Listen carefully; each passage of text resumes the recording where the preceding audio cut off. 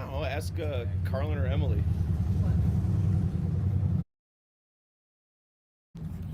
Does this need to be adjusted at all?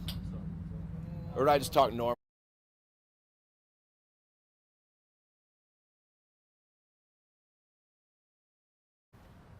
Do you guys want some other officers kind of standing behind him with him, or do you just want him by himself? I mean, that's up to you guys. Emily, what do you want?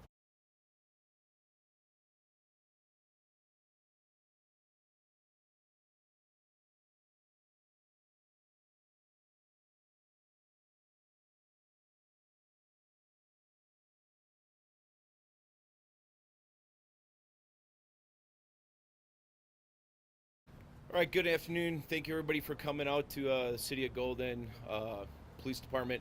I'm Sergeant Ben Salentine. I'm in charge of the Professional Standards Unit, also the PIO of the city. I just want to give a little bit of information regarding an incident that occurred yesterday afternoon, just after 3:30 in the afternoon. In a location in the southeast corner of our city, we had a call dispatch as an animal bite, which very quickly and rapidly evolved into an animal attack. Officers immediately responded to the scene, very chaotic scene, followed a blood trail into the home, observed through a backyard window two larger animals over an elderly female that was in the backyard. Our officers acted heroically, quickly, and decisively, putting themselves between the animals and the victim that was in critical condition inside the backyard. Officers used themselves as human shields while they were able to conduct a rescue operation, removing that elderly woman from the backyard into the kitchen, where she was immediately transported to a local area hospital. As this was all going on, there was also a child that was bitten prior to the officer's arrival. That child was at a neighbor's house. He was also treated immediately and transported to a local area hospital. Since once the two patients were transported, the dogs were captured. The dogs were taken to a local area veterinarian clinic where they were triaged, they were treated, cared for. One ultimately had to be euthanized, while the other animal is currently at the Foothills Animal Shelter. I just want to right now, as a member of the Golden Police Department, I know we're guardians for our community. I understand how we're supposed to act and respond to these calls for service. I can't imagine what this family's going through. I cannot imagine how near and dear animals are to all of our lives and how important our pets are to us. This is a tragic situation that occurred for both that family, both those animals, and not to mention our responding officers. I can't emphasize that enough. At this moment, if you have any questions, I'm here to answer a few of them. Sergeant, you were there last night? I was there after the two patients were rescued, yes, sir. Got it. Can you just talk about what that scene was like and what that was like for your officers to deal with that? Yes, sir. It was, like I said before, it was a tragedy. A very emotional scene is what I can say. These two individuals, one was immediately in critical condition. The child was in pretty bad condition as well. Our officers acted very decisively, very quickly, and like I said, utilized a human shield in order to push these animals back while they continued to circle the officers and try to get back at the elderly victim that was on the ground. The scene was tough. The scene was very tough, both for members of the Golden Police Department and I'm sure for the community members as well. Any officers hurt? None of our officers have any physical injuries at this time. Do you know where the family lived before that, and if so, have you been in touch with that? As far as addresses and things of that nature, historical addresses, I don't know. I can't give you that information. However, what I will tell you is both our officers, supervisory staff, and investigators have been in contact with the family since yesterday. Do you know if there have been any complaints about the dogs in other neighborhoods since they hadn't been living there that long? So for the city of Golden and everything else that we've looked into, we have had zero complaints.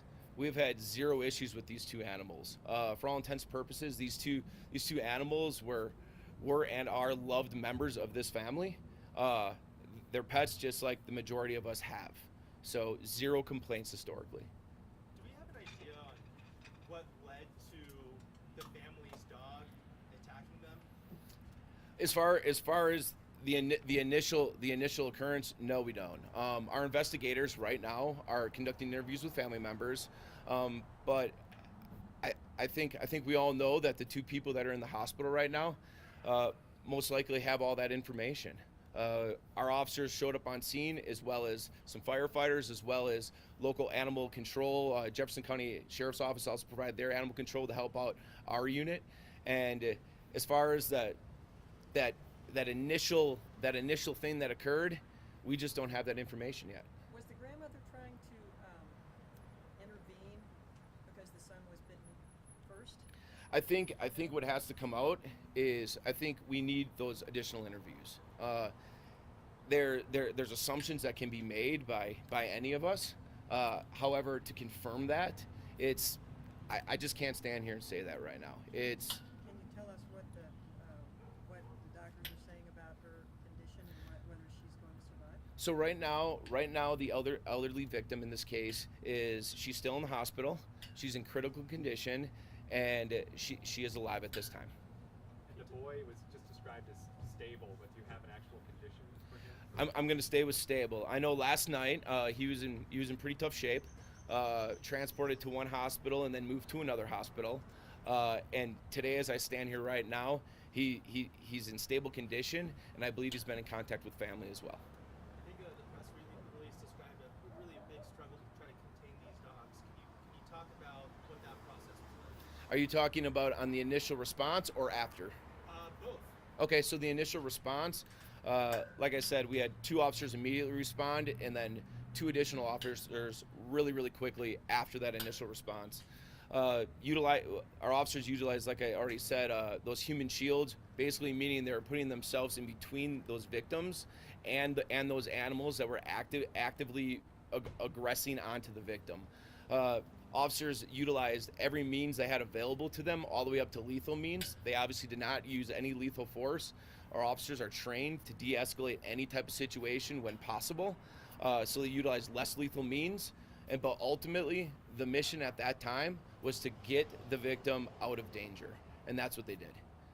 How did the actions of a neighbor or neighbors help in this situation, you think? Well, obviously, the actions of a neighbor, I would say the individual that placed the call for service.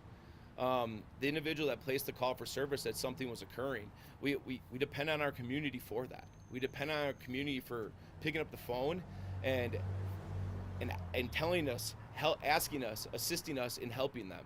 So that initial call for service is kind of what kicked it all off. And if without that neighbor calling, I can't speculate what would have happened. How long did, go ahead, sorry. Let's go right here, 1 second. No problem. Oh, how long did it take for you guys to get to the house from the time the call came in? The response time, I don't have that readily available. I will tell you that it was this whole thing occurred after 3:35, I believe, in the afternoon yesterday, and our officers were there as soon as they could be. I do know the majority, almost every one of our officers responded emergent, so they responded with lights and sirens in an emergency capacity. Did you have a question? Well, it's the same question, but would you say it's safe to say several minutes? I'm not going to speculate. I don't want to give you all the wrong information. Can you speak on the decision to euthanize one dog but not the other, my friend? So the decision to euthanize the one animal was made by the veterinarian clinic.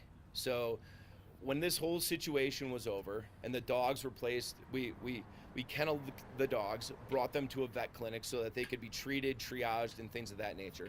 Like I said initially, we are all about the animals. We're animal lovers here at the Golden Police Department. We have our own dogs inside. We are all about that. So we wanted to make sure that they were getting that care and treatment right away.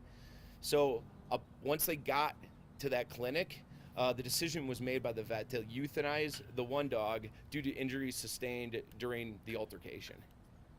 Was it Yes, ma'am. one dog that was attacking the grandmother, or 2? There's 2 total dogs involved. I know in Golden, pit bulls are legal, but you have to register them. Yes, sir. Were these dogs registered with your city?